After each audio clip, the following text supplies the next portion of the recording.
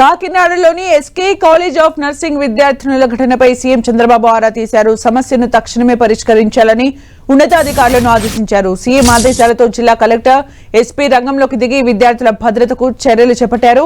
విద్యార్థినుల వసతి గృహాన్ని కలెక్టర్ హరేంద్ర ప్రసాద్ పరిశీలించారు. విద్యార్థులతో మాట్లాడి వారి సమస్యలు అడిగి తెలుసుకున్నారు. ఏ సమస్య ఉన్నా జిల్లా యంత్రాంగం దృష్టికి తీసుకురావాలని జిల్లా కలెక్టర్ విద్యార్థులకు సూచించారు.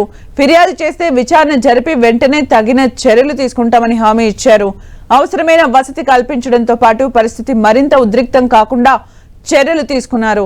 అధికారుల చొరవతో సమస్య సామరస్యపూర్వకంగా పరిష్కారమైంది. కాకినాడ రూరల్ మండలం రమణయ్యపేటలోని ఎస్కే వర్కింగ్ కాలేజ్లో ఆంధ్ర మణిపూర్ విద్యార్థినుల మధ్య సెల్ ఫోన్ విషయంలో వివాదం చోటు చేసుకుంది.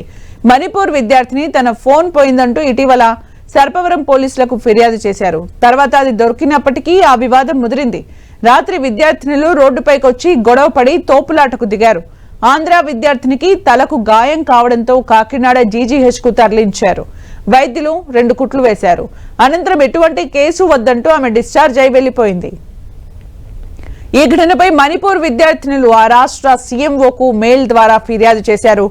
అక్కడి నుంచి వచ్చిన సమాచారంతో DME Vishnuvardhan, Kakinada DMHO doctor Anitha, incharge RDO Krishnamurthy, Sarpavaram CI Prakash, ఇతర సిబ్బంది కళాశాల వద్దకు చేరుకుని విద్యార్థినులతో మాట్లాడారు. ఇరు వర్గాల వారికి సర్ది చెప్పారు. మణిపూర్ విద్యార్థినులను మరో వసతి గృహానికి తరలించారు.